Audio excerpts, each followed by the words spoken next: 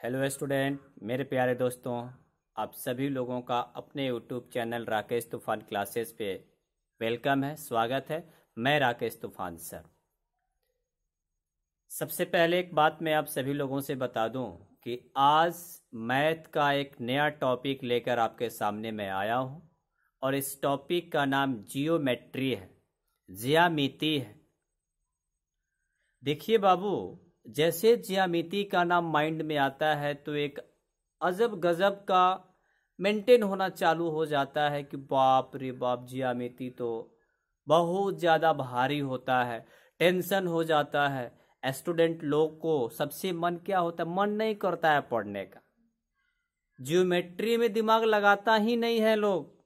लेकिन मैं आपसे कहना चाहता हूँ, आप जैसे सभी स्टूडेंट लोगों से कहना चाहता हूं, सभी विद्यार्थी लोगों से कहना चाहता हूं कि बाबू आप टेंशन नहीं लें। दिमाग से पहले भारी शब्द जो है ना, उसको निकाल के फेंक दीजिए, डर को निकाल के फेंक दीजिए। डर के आगे जाएंगे तो आपकी जीत निश्चित है। राकेश तूफान के इस बात को जरूर मेंटेन करें और जियोमेट्री में आपको भारी नहीं लगने दूंगा, इस बात को भी मेंटेन करें। एक विश्वास बहुत बड़ी चीज होती है और सबसे पहले जियोमेट्री जो है ना, कैसे मेंटेन होता है उसको हम लोग मेंटेन करने का प्रयास करेंगे। और यह 10th क्लास का वीडियो मैं लेकर के आपके सामने आया हूं और 10th क्लास में हमको थेल्स प्रमेय को स्टार्ट करना है। तो सामने लिखा हुआ है बाबू, थेल्स प्रमेय, या इसी को कहा जाता है आधारभूत समानुपातिकता प्रमेय। इस बात को याद रखना है। अब थेल्स प्रमेय को डायरेक्ट थेल्स थ्योरम बोल सकते हैं, कोई डाउट नहीं है। आधारभूत समानुपातिकता प्रमेय को बोलेंगे बेसिक प्रोपोर्शनैलिटी थ्योरम। बेसिक से बी को ले लिया गया, प्रोपोर्शनैलिटी से P को ले लिया गया और थ्योरम से T को ले लिया गया, तो बाबू बन गया बीपीटी। बीपीटी थेल्स प्रमेय को ही कहा जाता है। टेंशन क्रिएट नहीं लेना बाबू, काफी मेंटेन आपको करना है। इस बात को मेंटेन कीजिए आप सभी लोग। अब थोड़ा सा इसी में ट्रिक हमने आपके सामने मेंटेन कर दिया। बीपीटी का हमने अपने से बनाया, बी से बाबा जी, पी से पापा जी, टी से टेंशन में है। बाबा जी पापा जी टेंशन में है। अरे भाई क्यों टेंशन में है? अगर आपको अच्छा से मेंटेन नहीं होगा तो टेंशन में नहीं रहता है लोग। अभी तो टेंशन में रहते हैं ज्योमेट्री को लेकर कि हमको तो ज्योमेट्री नहीं आता है, लेकिन आपको ज्योमेट्री आएगा, यह राकेश तूफान कह रहा है। और राकेश तूफान की बात को जरूर माने, टेंशन नहीं लें, आपको ज्योमेट्री आएगा। आखिर ज्योमेट्री होता क्या है, कहां से स्टार्टिंग पॉइंट है, हम वहां से लेकर के चलेंगे। और 1 नंबर वीडियो है मेरा, इस बात को याद रखने का प्रयास करना है बाबू। हाँ, टेंशन क्रिएट नहीं करना है, ज्योमेट्री आपको आएगा।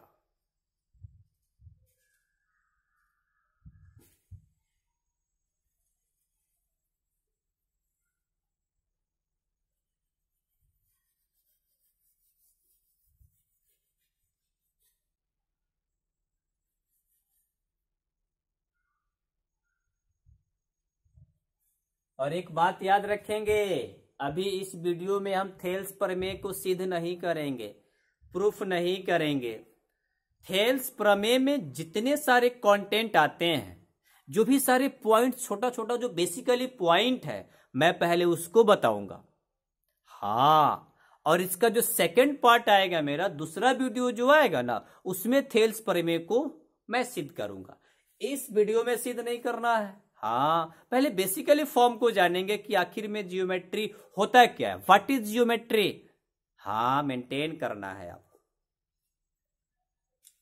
तो सामने जियोमेट्री लिखा है ना बाबू, हम आपके सामने बोल रहे हैं जियोमेट्री।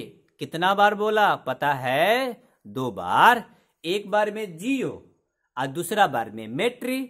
तो जब जियोमेट्री को हम तोड़ेंगे ना, तो दो गो शब्द निकलेगा हो, दो वर्ड निकलेंगे। एक महाराज आएंगे जियो, जियो फोन नहीं, जियो 4G ना, और एक आएगा बाबू मैट्री। इस जियो का मतलब अर्थ होता है पृथ्वी जिस पर आप बैठे हैं या हम खड़े हैं, अर्थ मने बाबू पृथ्वी कहेंगे। और मैट्री जो है ना बाबू, यह मेट्रॉन से बना है। कहीं कहीं मेट्रीन भी मिलता है, और इसका मतलब मेजर होता है, मेजरमेंट यानी मापन, माप।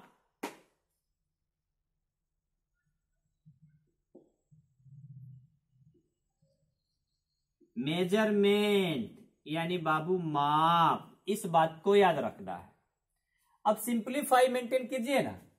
देखिए ना, ज्योमेट्री को तोड़ा गया तो दो गो शब्द निकला हो, एक निकला जियो और दूसरा निकला, बताइए ना, मेट्री निकला। अब फिर जब जियोमेट्री को आपस में जोड़ देंगे तो जियोमेट्री बन जाएगा। उसी प्रकार जियो का मीनिंग अर्थ होगा पृथ्वी। मेट्री मेट्रॉन से बना है, कहीं कहीं मेट्रीन भी मिलता है, और इसका मतलब मीनिंग मेजरमेंट यानी माप। तो देखिए तो बाबू किसका मापन है हो, पृथ्वी का जो माप है ना, अर्थ का जो मेजरमेंट होता है ना, वही तो जियोमेट्री है, वही तो ज्यामिति है। याद रखेंगे, ये दोनों वर्ड को एक साथ कंबाइंड करेंगे, मिलाएंगे तो जियोमेट्री बन जाएगा। तो जियोमेट्री का मतलब पृथ्वी का मापन। आप बहुत निचले स्तर से भी पढ़ते आ रहे हो, 5th class, 6th, 7th, 8th, 9th सब में पढ़े होंगे। त्रिभुज मिला होगा, ट्रायंगल, चतुर्भुज मिला होगा आपको, बहुत सारे मेंटेन मिला होगा आपको, सर्किल मिला होगा, वृत्त मिला होगा, कंस्ट्रक्शन मिला होगा, रचना का नाम आपने सुना होगा, मैंने एंड सो ऑन।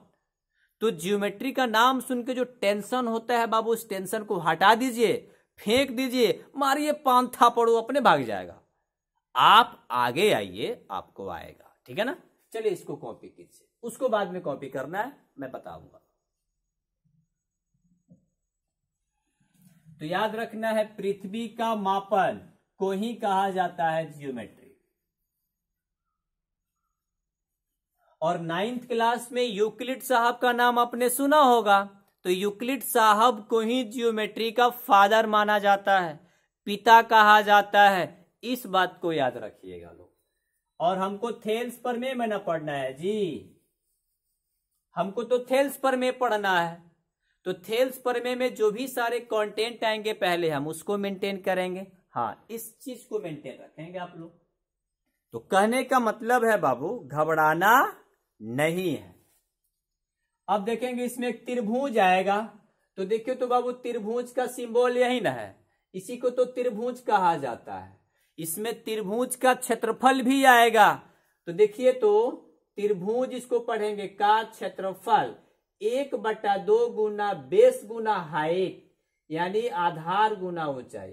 1/2 गुना आधार गुना ऊंचाई, आप तो शुरू से पढ़ते आ रहे हैं।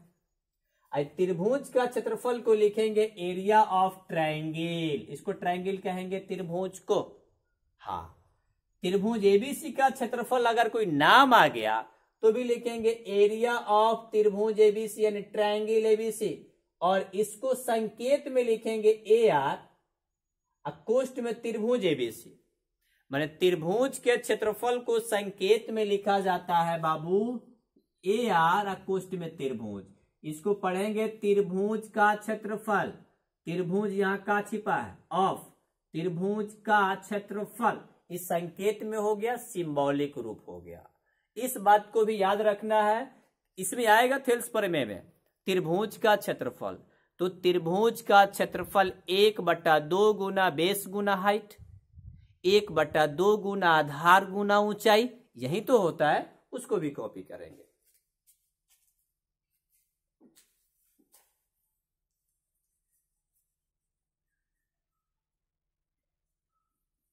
थोड़ा सा और बेसिकली पॉइंट में मैं आपको लेके चल रहा हूं।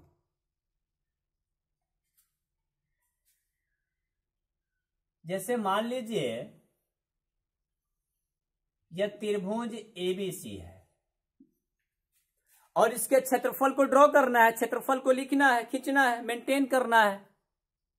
तो आप तो जानते हैं बाबू एक बात कि त्रिभुज का क्षेत्रफल जो होता है 1/2 गुना बेस गुना हाइट होता है, यानी आधार है आधार गुना ऊंचाई। याद रखिएगा ऊंचाई को शीर्ष लंब भी कहा जाता है। हाँ, और शीर्ष लंब आधार पे ही डाला जाता है, इस बात को याद रखिएगा। अब हमको त्रिभुज एबीसी के क्षेत्रफल को मेंटेन करना है। तो एक बात मैं आपसे बताना चाह रहा हूं, इसका इस्तेमाल थेल्स प्रमेय में डायरेक्ट मैं कर चुका हूं, याद रखिएगा। और मेंटेन क्या करना है, मान लिया जाए कि इसमें हम बीसी को आधार माना, और याद रखिएगा त्रिभुज है या ए नंबर यहां है कॉर्नर कोना पे, इसको शीर्ष कहा जाता है, शीर्ष। ए को बी को सी को शीर्ष कहेंगे, वर्टेक्स कहेंगे, याद रखेंगे। तो त्रिभुज में कितना वर्टेक्स? 3। कितना शीर्ष? 3। अब सुनिए,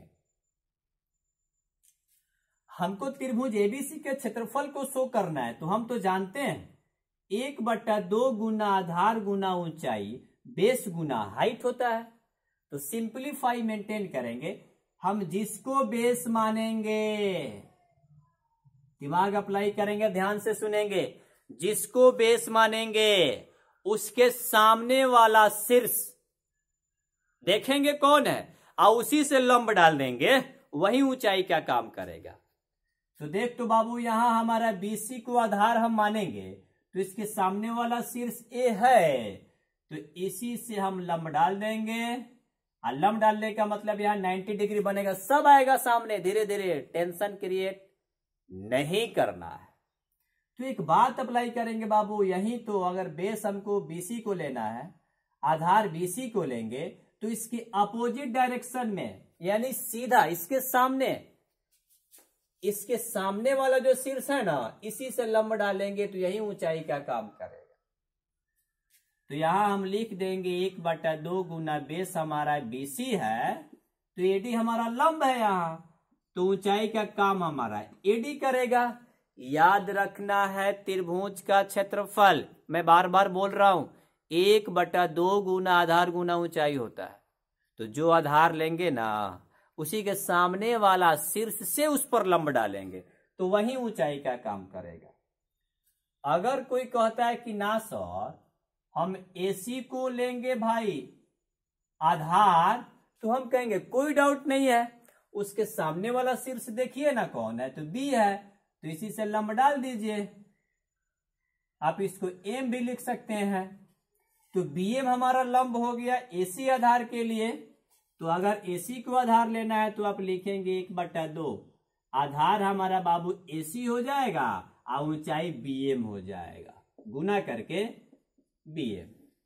मतलब जिसको आधार लेना है उसी के सामने वाला शीर्ष को खोजेंगे, देखेंगे, मिल जाएगा आपको, और उसी से लंब खींच दीजिए, उस पे लंब ड्रॉ करेंगे, परपेंडिकुलर ड्रॉ करेंगे, शीर्ष लंब उसको खींच दीजिए ना, वही तो लंब का काम करेगा।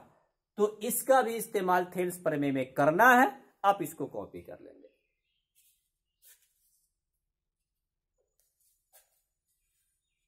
बार बार बोल रहा हूं, जिसको आधार लेना है उसी के सामने वाला शीर्ष से हम लंब खींचेंगे, लंब डालेंगे आधार पे। अब इसमें आपको एक आएगा अधिक कोण त्रिभुज का क्षेत्रफल। तो त्रिभुज का क्षेत्रफल वही ना होगा 1/2 गुना बेस गुना हाइट, 1/2 गुना आधार गुना ऊंचाई।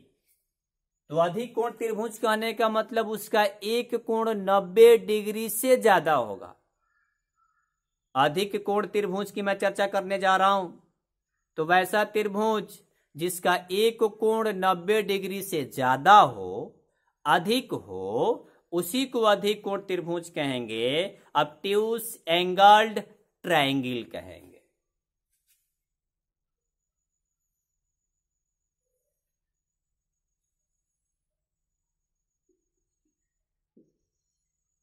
देखिए तो बाबू हमारा यही तो हुआ, यही तो मेंटेन हमारा हुआ अधिक कोण त्रिभुज।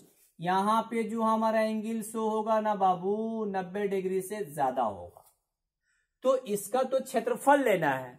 और आप जानते हैं कि 1/2 गुना आधार गुना ऊंचाई होता है, 1/2 गुना बेस गुना हाइट होगा। अब सिंप्लीफाई मेंटेन करना है आपको। हमने बताया कि जिसको बेस लेना है, जिसको आधार लेना है, उसके सामने वाला शीर्ष से हम शीर्षलंब खींचेंगे, हम लंब ड्रॉ करेंगे, लंब खींचेंगे। तो देखते हैं बाबू बीसी के सामने ए है। अब यहां से जब हम लंब डालेंगे तो वहां तो 90 डिग्री का कोण नहीं बनेगा हो, तो हम बीसी को इसी सीध में हम आगे बढ़ाएंगे, इधर बीसी के लॉन्ग हम आगे करेंगे, इसी लाइन को एक्सटेंड करेंगे, इसी लाइन को फैलाएंगे। तब अच्छा बीसीए को ना बढ़ा रहा है, तब इसके सामने वाला शीर्ष देखेंगे तो ए है। अब इसी से इस पर हम लंब डाल देंगे, तो यह जाकर हमारा लंब का काम करेगा। तो 1/2 आधार हमारा बीसी ही है और ऊंचाई हमारा एडी हो जाएगा। हो गया। अधिक कोण त्रिभुज का क्षेत्रफल अगर आए ना तो ऐसे ही करना होगा, इस बीसी को इसी सीध में आगे बढ़ाएंगे और तब सामने वाला शीर्ष से लंब को ड्रॉ करेंगे, खींचेंगे, तो वही हमारा लंब हो जाएगा। तो इस अधिक कोण त्रिभुज का भी क्षेत्रफल तो यही होगा, लेकिन थोड़ा सा लॉजिक लगाना है, थोड़ा सा कंसेप्ट को डेवलप करना है। आप घबराएं नहीं, वीडियो थोड़ा बड़ा भी हो जाए ना, टेंशन क्रिएट नहीं करना है। जो थेल्स प्रमेय में कंटेंट भाई आएंगे ना, उसी को तो मैं मेंटेन कर रहा हूं कि थेल्स प्रमेय जब इसके बाद पढ़िएगा तो बड़ा मजा आएगा, आनंद आएगा। कॉपी कीजिए।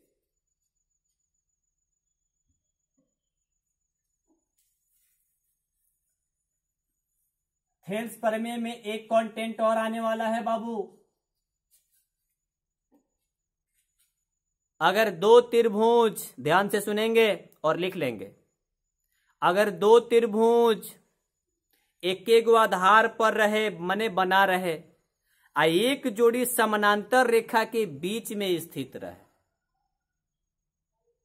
तो दोनों त्रिभुज का क्षेत्रफल आपस में बराबर हो जाता है। एक आधार रहे, एक जोड़ी समानांतर रेखा के बीच में दो त्रिभुज अगर बनता तो दोनों त्रिभुजवा के क्षेत्रफलवा बराबर हो जाला। इन 9th क्लास के थ्योरम, मैं उसका फिगर बना रहा हूं। चलिए, इस समानांतर है, मेरे पास स्केल तो है नहीं, ठीक है ना, लेकिन आप मानिए कि समानांतर रेखा है। और इसमें क्या करना है,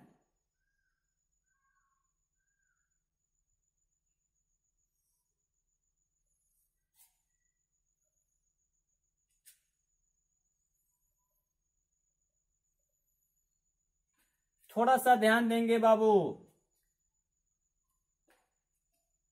आप इसको डी मान लीजिए, इसको ई मान लीजिए, इसको बी मान लीजिए, इसको सी मान लीजिए। ध्यान देंगे, हाँ ऐसा मिलेगा थेल्स प्रमेय में आपको। देखिए तो बाबू, पहले यहां एक त्रिभुज देखेंगे, बी है, डी है, ई है, उसके बाद सी है, डी है, ई है। तो पहले इसको मैं लिखता हूं, त्रिभुज बी डी ई, ठीक है। अब यहां लिखेंगे त्रिभुज सी डी ई, लिख लिया। ध्यान दीजिएगा थोड़ा बाबू, एक काम मेंटेन करना है। तो एक काम आप लोग बात बताएंगे बाबू, है दोनों रेखा इस समानांतर दिखाई दे रहा है, समानांतर है, हाँ समानांतर है। अब देखिए तो बाबू, और एक आधार हमारा डीई दिखाई दे रहा है कि नहीं, बी है, डी है, ई है, डी इसमें आ रहा है कि नहीं, सी है, डी है, ई है, डी आ रहा है कि नहीं। तो एक आधार ना हो गया, इसमें डी है, इसमें भी डी है, ये आधार का काम करेगा। किसका काम करेगा, तो ये भी तो आधार का काम किया। तो यहां पर हमारा एक त्रिभुज तो ये नहीं बना, और एक त्रिभुज हमारा ये बन रहा है कि नहीं बन रहा है। थोड़ा सा ध्यान देंगे, अगर दो त्रिभुज एक एक आधार पर हो आ एक जोड़ी समानांतर रेखा के बीच में बनता है ना, तो दोनों त्रिभुज का क्षेत्रफल आपस में बराबर हो जाता है। तो यहां लिखेंगे एरिया ऑफ त्रिभुज BDE equal to area of त्रिभुज CDE। इसका भी काम है थेल्स प्रमेय में। हाँ, तो देखिए जब आपको सीख के पढ़ना है ना, थोड़ा समझ के पढ़ना है, वीडियो लंबा तो हो ही जाएगा। हाँ, लंबा से मतलब ना रखें, आप लोग समझने से मतलब रखें कि हम कितना अच्छा समझ पा रहे हैं। अगर हमको समझ में नहीं आ रहा है तो क्यों नहीं आ रहा है, कमेंट में जरूर मेंटेन करेंगे। तो याद रखेंगे एक एक आधार D है बाबू, आ D आ BC समानांतर है। याद रखेंगे इसमें D जो है ना बाबू आधार है, आ DE समानांतर BC। यह समानांतर का संकेत है, दो खड़ा लाइन पार दीजिए, समानांतर का संकेत हो गया। तो यही समानांतर है, DE समानांतर BC और DE जो है ना बाबू इसको आधार कहेंगे। इस बात को याद रखना है, आप लोग मेंटेन कीजिए, कॉपी कीजिए।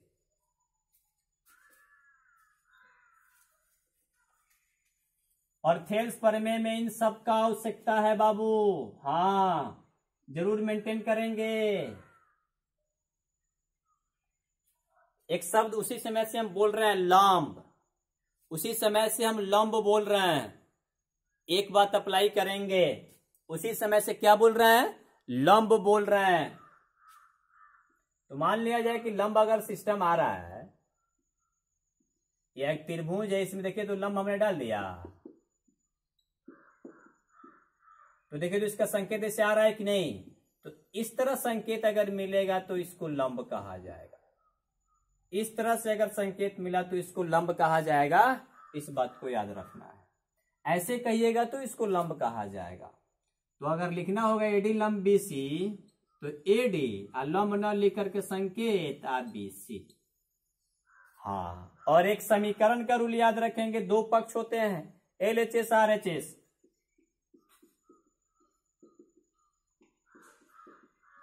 बराबर से पहले जो कंटेंट है LHS का, बराबर के बाद जो रहता है RHS, इसको भी मेंटेन करेंगे।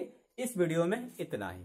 अगर वीडियो आपकी अच्छी लगी हो ना, आपको थोड़ा लाइक जरूर करेंगे। लाइक करने से क्या होता है, हौसला बढ़ता है। और नए हो तो सब्सक्राइब जरूर करेंगे, अपने दोस्तों में भी शेयर कर देंगे, घंटी को भी दबाएंगे। आप बहुत आगे जाएं, बहुत बड़ा आदमी बने। हाँ, आज इतना ही। Best of luck.